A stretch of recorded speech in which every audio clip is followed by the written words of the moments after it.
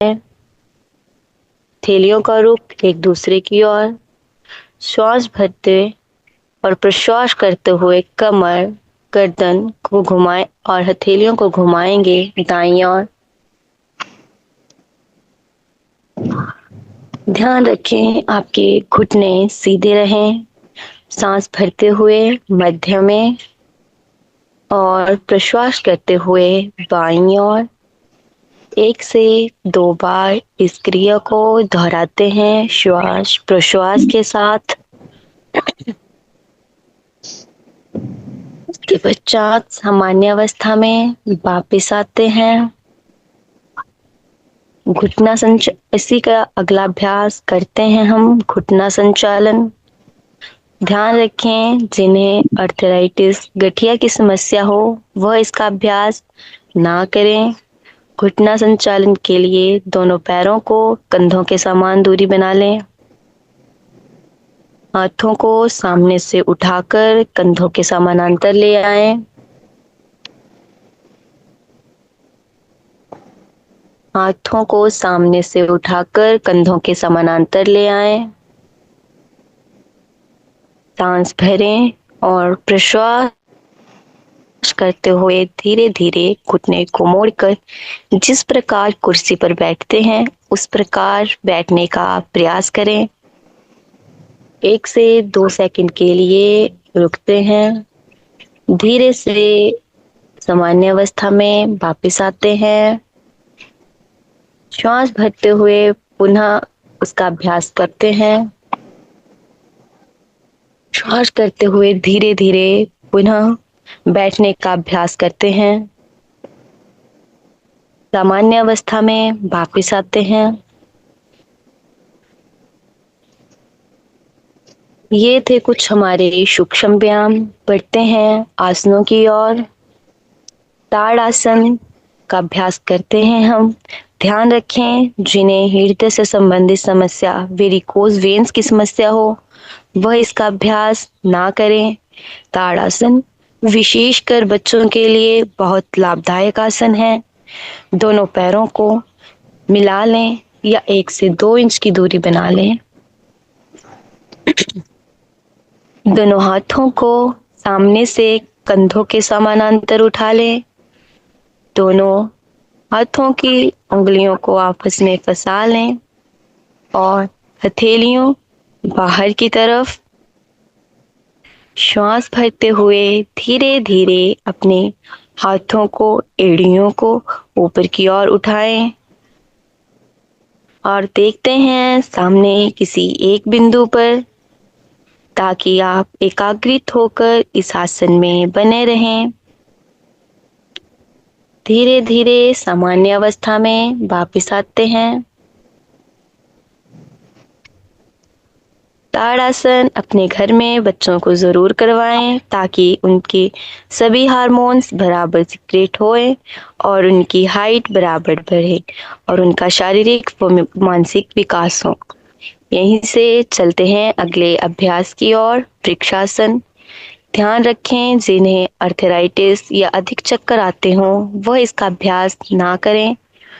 वृक्षासन के लिए दाएं पैर के तलवे को लगाते हैं बाएं जंघा के अंदर की तरफ और श्वास भरते हुए दोनों हाथों को पार्श्व भाग से उठाते हैं और लेके जाते हैं सर के ऊपर नमस्कार मुद्रा में। 2 से 3 सेकंड के लिए इस अभ्यास में रुकते हैं। श्वास प्रश्वास के साथ धीरे धीरे सामान्य अवस्था में वापस आते हैं। इसी का अभ्यास दूसरी जगह से दोहराते हैं। यह आसन एकाग्रता बढ़ाने वाला अभ्यास है। हमारी जंघाओं की शक्ति बढ़ाने वाला अभ्यास है। धीरे धीरे सामान्य अवस्था में वापस आते हैं। इसी का अगला अभ्यास चलते हैं हम अर्धचक्रासन के लिए। ध्यान रखें जिन्हें उच्च रक्तचाप की समस्या हो वह इसका अभ्यास ना करें। दोनों पैरों में कंधों के समान दूरी बना लें। दोनों हाथों को कमर के ऊपर रख ले, उंगलियां आगे की ओर, अंगूठे पीछे की ओर। श्वास भरते हुए कमर को आगे की ओर धकेलें और गर्दन को रिलैक्स पीछे की ओर छोड़ दें। 1 से 2 सेकंड के लिए इसी अभ्यास में रुकते हैं। ध्यान रखें आपकी आंखें खुली रहे। धीरे धीरे सामान्य अवस्था में वापस आते हैं।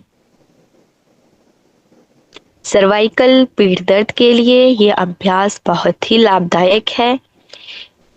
इसी का अगला अभ्यास करते हैं हम पादहस्तासन। ध्यान रखें जिन्हें हर्निया, अल्सर की समस्या हो वह इसका अभ्यास ना करें। पादहस्तासन के लिए दोनों पैरों को आपस में मिला लेंगे। श्वास भरते हुए दोनों हाथों को ऊपर की ओर ले जाएं और प्रश्वास करते हुए धीरे धीरे दोनों हाथों को अपने पैर के पास रखने का प्रयास करते हैं यथासंभव। 1 से 2 सेकंड के लिए इसी अभ्यास में रुकते हैं। श्वास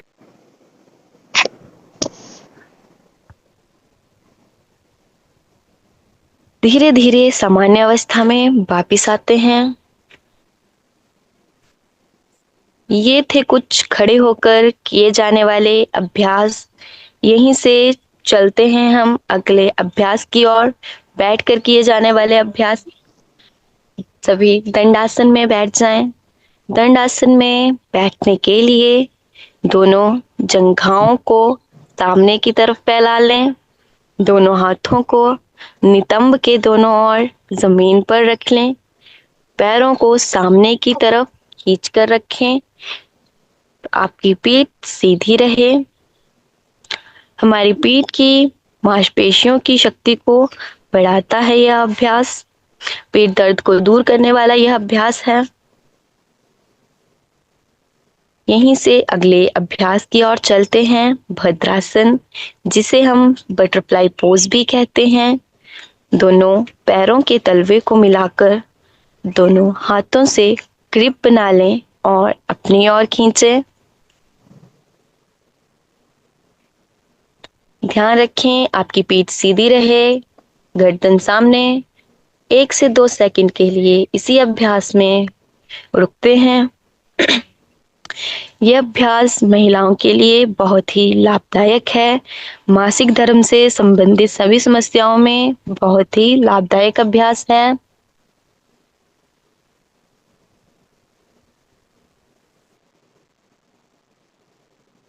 और चलते हैं सामान्य अवस्था में वापस आ जाएं दंडासन में।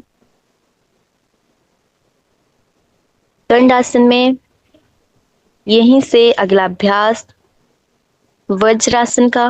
वज्रासन के लिए दाएं पैर को मोड़कर दाएं नितंब के नीचे लाएं और बाएं पैर को मोड़कर बाएं नितंब के नीचे।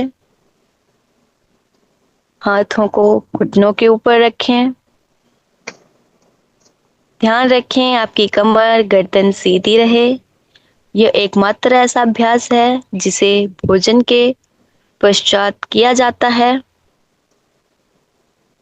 यहीं से अगले अभ्यास की ओर चलते हैं, अर्धउष्ट्रासन। अर्धउष्ट्रासन के लिए यहीं से अपने घुटनों के बल खड़े हो जाएं। दोनों घुटनों व पैरों में कंधों के समान दूरी बना लें। ध्यान रखें जिन्हें हर्निया की समस्या हो वो इसका अभ्यास ना करें। दोनों हाथों को कमर के ऊपर रखें, उंगलियां आगे की ओर, अंगूठे पीछे की ओर। श्वास भरते हुए धीरे धीरे अपनी कमर व गर्दन को पीछे की ओर ले जाएं। जितना संभव हो उतना झुकें। श्वास प्रश्वास करते रहें। धीरे से सामान्य अवस्था में वापस आ जाते हैं वज्रासन में। कमर गर्दन की मांसपेशियों को मजबूत बनाता है। पीठ दर्द से राहत दिलाने वाला यह अभ्यास है। साथ ही हमारे फेफड़ों व हृदय के लिए बहुत ही अच्छा अभ्यास है। यहीं से चलते हैं अगले अभ्यास की ओर। शशांक आसन। शशांक आसन के लिए सर्वप्रथम वज्रासन से ही घुटनों में दूरी बना लें। इतनी दूरी बनाएं कि दोनों घुटनों के बीच से आपका शरीर जा सके। दोनों हथेलियों को जमीन पर रखें, दोनों घुटनों के मध्य में। श्वास भरते हुए धीरे धीरे अपनी हाथों, भुजाओं, छाती और गर्दन को नीचे की ओर, जमीन की ओर ले जाने का प्रयास करें। ध्यान रखें आपकी ठुड्डी जमीन पर रहे और आपके नितंब पैरों पर टिके रहें। 2 से 3 सेकंड के लिए इसी अभ्यास में रुकने का प्रयास करें। तनाव को कम करने वाला यह अभ्यास है, माइग्रेन की समस्या को दूर करता है, पाचन तंत्र को मजबूत बनाता है। धीरे धीरे सामान्य अवस्था में वापस आते हैं। ये थे कुछ बैठकर किए जाने वाले अभ्यास। यहीं से चलते हैं अगले अभ्यास की ओर। पेट के बल लेटकर किए जाने वाले अभ्यास। सभी पेट के बल लेट जाएं। यहीं से सबसे पहले हम अभ्यास करते हैं मकरासन का। मकरासन के लिए दोनों हाथों को मोड़कर बाएं हाथ को दाएं हाथ के ऊपर रखें। ठुड्डी को हाथों के ऊपर रखें। यह आरामदायक आसन है। अपने पैरों में कंधों के समान दूरी बना ले। एड़ियां अंदर की ओर, पंजे बाहर की ओर। पीठ से संबंधित समस्याएं, कमर से संबंधित समस्याओं के लिए बहुत ही लाभदायक आसन है। सर्वाइकल की समस्या को दूर करने वाला यह अभ्यास है। यहीं से चलते हैं अगले अभ्यास की ओर, भुजंगासन। ध्यान रखें पेट से संबंधित हाल ही में कोई भी सर्जरी हुई हो तो इसका अभ्यास ना करें। भुजंगासन के लिए सबसे पहले अपनी भुजाओं व जंघाओं को मिला लेंगे। दोनों हथेलियों को अपनी छाती के दोनों ओर जमीन पर रखें। कोहनियां आपके शरीर के साथ सटी हुई हो। श्वास भरते हुए नाभि तक अपने शरीर को उठाते हैं और देखते हैं ऊपर की ओर। 2 से 3 सेकंड के लिए इस आसन में रुकते हैं। श्वास प्रश्वास का विशेष ध्यान रखें और ध्यान रखें आपकी आंखें खुली हों। धीरे से सामान्य अवस्था में वापस आते हैं। यह अभ्यास हमारे पाचन तंत्र को मजबूत बनाता है, श्वास से संबंधित समस्याओं को दूर करता है और पीठ दर्द के लिए बहुत ही लाभदायक आसन है। ये थे कुछ पेट के बल किए जाने वाले अभ्यास। यहीं से चलते हैं पीठ के बल लेटकर किए जाने वाले अभ्यास की ओर। यहीं से बाईं करवट लेकर पीठ के बल लेट जाएं।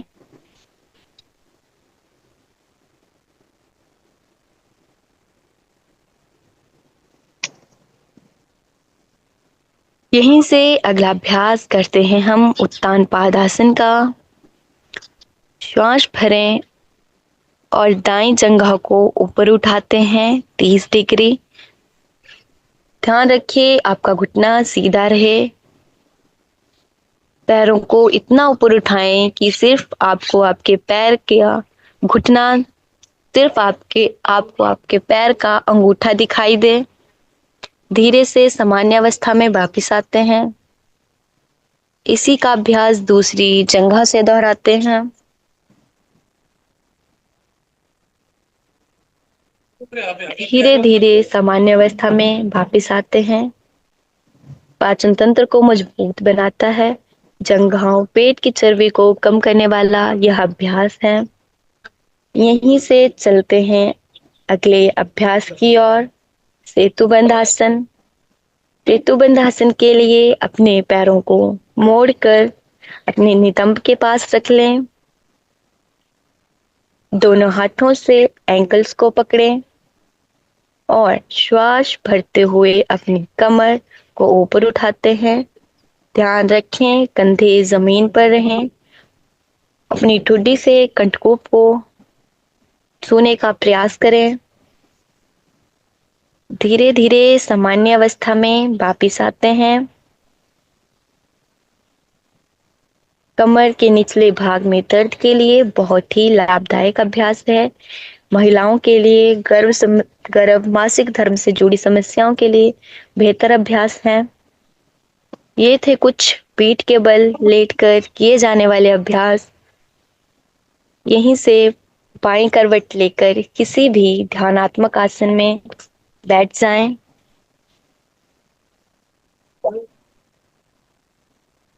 हथेलियां अपने हाथों को रखते हैं अपने घुटने के ऊपर।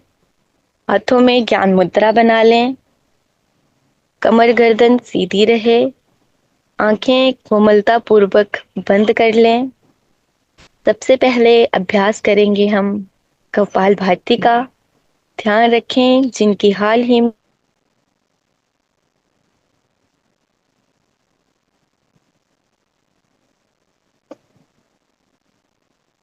इस अभ्यास में ध्यान देते हैं झटके के साथ श्वास को बाहर छोड़ने का। श्वास स्वतः ही अंदर चला जाता है। आपको केवल प्रश्वास पर ध्यान देना है। 10 से 20 बार इसका अभ्यास करते हैं। 1 सेकंड में एक बार ही इसका अभ्यास करें, ना ज्यादा जल्दी ना धीरे से।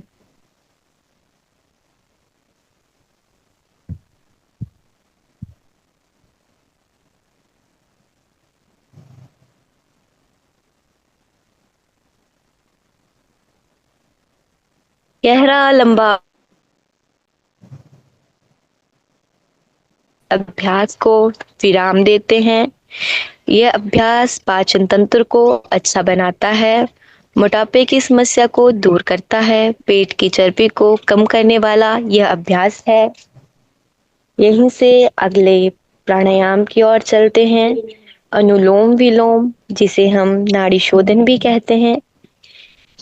इस प्राणायाम में सर्वप्रथम दाएं हाथ को आगे लाएं और अपनी तर्जनी उंगली व मध्यमा उंगली को अंगूठे के मूल भाग में लगाते हैं।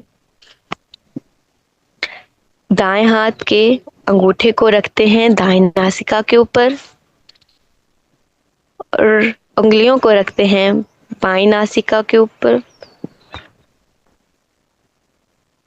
दाईं नासिका से सांस भरें और दाईं नासिका से प्रश्वास करते हैं।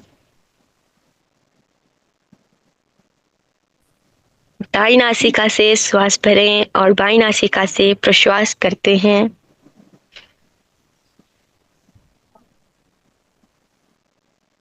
एक से 2 बार इस क्रिया को करने के पश्चात सामान्य अवस्था में वापिस आते हैं। ध्यान रखें बाईं नासिका से प्रश्वास करने के पश्चात अभ्यास को विराम देते हैं।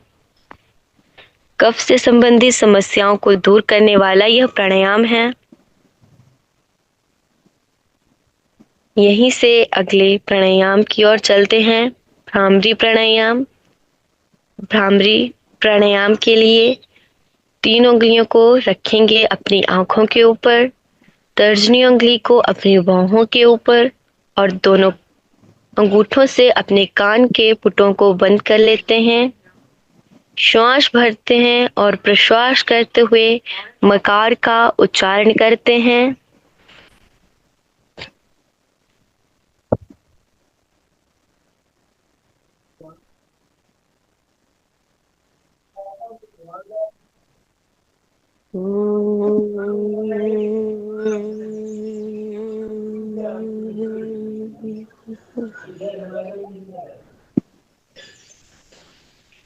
एक बार पुनः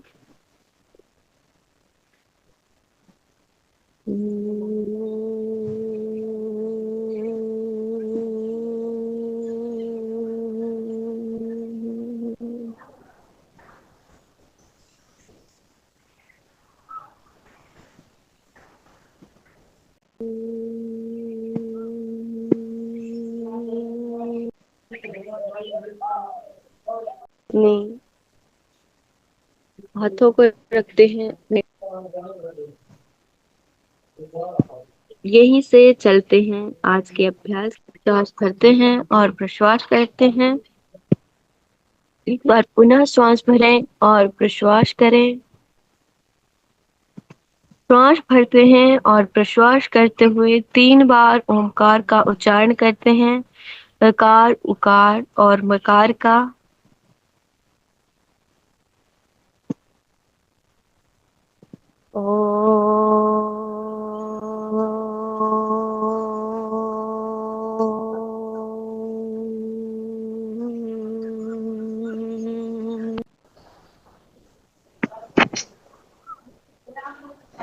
एक बार पुनः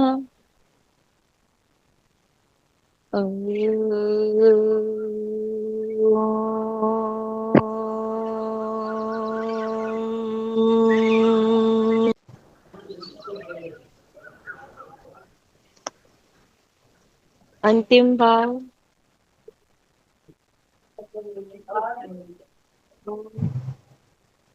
नमस्कार मुद्रा में लेके आए।